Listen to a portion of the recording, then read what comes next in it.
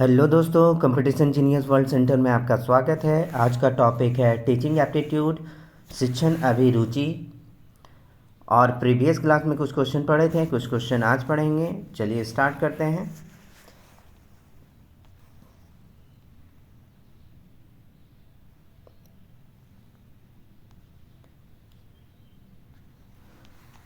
Question number है 21 में, अपने छात्रों को समझने के लिए शिक्षक को किस बात का ज्ञान होना चाहिए। पहला है बाल मनोविज्ञान, दूसरा है बालक कैसे सिखाते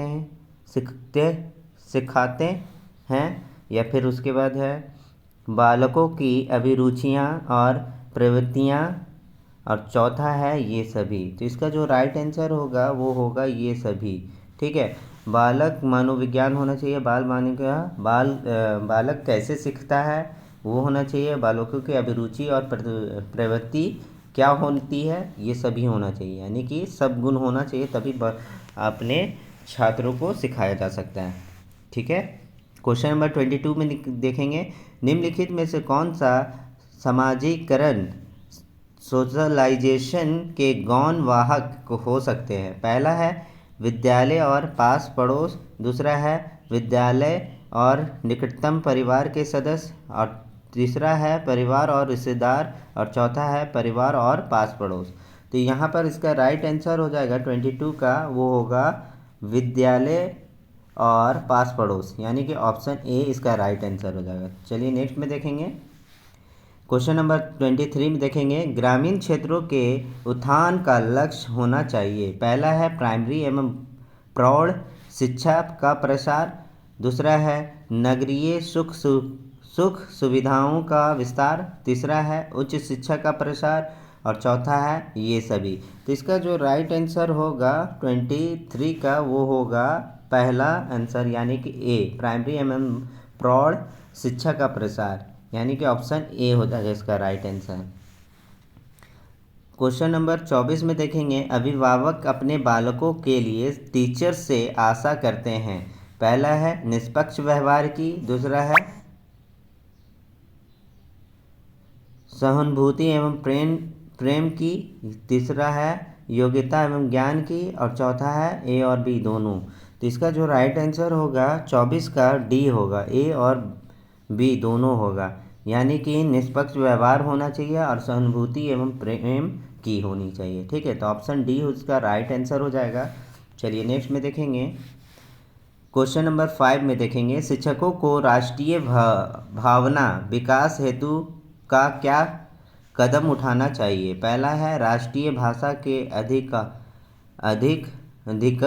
प्रयोग करना चाहिए, दूसरा है विद्यालय में ऐसे कार्यक्रम का आयोजन करना चाहिए जिसमें छात्रों में राष्ट्रीय भावना जागे, तीसरा है राष्ट्रीयता का विरोधी तत्वों का दमन करना चाहिए, और चौथा है पूरे राष्ट्र के लिए एक ही जैसा विषय वस्तु की वकालत करनी चाहिए। तो इसका जो राइट आंसर होगा 25 का, वो होगा बी ऑप्शन बी इसका राइट आंसर होगा, क्योंकि विद्यालय में ऐसे कार्यक्रम का आयोजना करना चाहिए जिससे छात्रों को राष्ट्रीय भावना जागे। ठीक है, क्वेश्चन नंबर 26 में देखेंगे, बालक की व्यक्तित्व के सर्वांगीण विकास के लिए ये आवश्यक है कि उसके डैश की जानकारी शिक्षकों को हो। पहला है मित्रों, दूसरा है व्यवहार, तीसरा है ज्ञान, और चौथा है कक्षा के साथियों। तो इसका राइट आंसर होगा 26 का, वो होगा व्यवहार।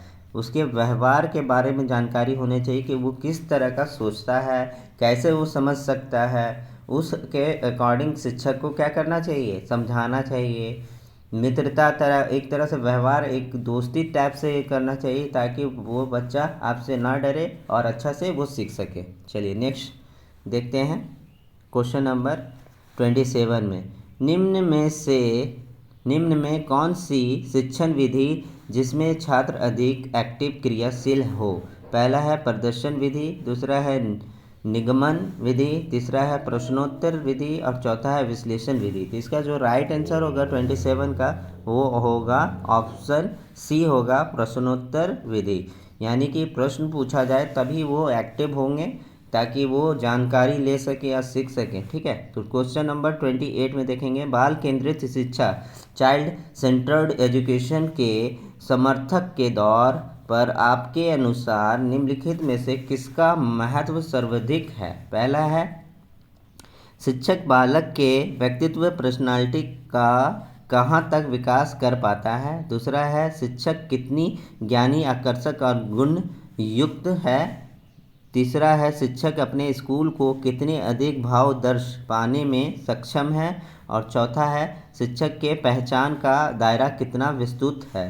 तो इसका जो राइट आंसर होगा 28 का वो होगा आपका ऑप्शन ए होगा इसका राइट आंसर, कि शिक्षक बालक के व्यक्तित्व पर्सनालिटी का कहाँ तक विकास कर पाता है। यानी कि किसी भी बच्चे को अगर हम सिखा रहे हैं तो वो उसका पर्सनालिटी व्यक्तित्व कितना निखारता है शिक्षक, तो वो ज़रूरी है। ठीक है, चलिए नेक्स्ट में देखेंगे। क्वेश्चन नंबर 29 में, किसी भी विषय वस्तु को छात्रों के सरलता से सिखाने के लिए टीचर का सर्वप्रथम गुण होना चाहिए। पहला है आत्मविश्वास, दूसरा है विषय वस्तु का ज्ञान, तीसरा है प्रभावी अभिव्यक्ति और चौथा है सहृदयता। यानी कि ऑप्शन 29 का ऑप्शन हो जाएगा सी ऑप्शन होगा कि प्रभावी अभिव्यक्ति। यानी कि हम अगर सिखा रहे हैं तो बच्चा कितना इंटरेक्ट होता है, कितना अच्छा से सीख सकता है, वो ज़रूरी है। आपका बात जो वज़न है कि नहीं, उसका मतलब उसको समझ में आ रहा है कि नहीं, तो इसलिए ऑप्शन सी हो जाएगा इसका राइट आंसर।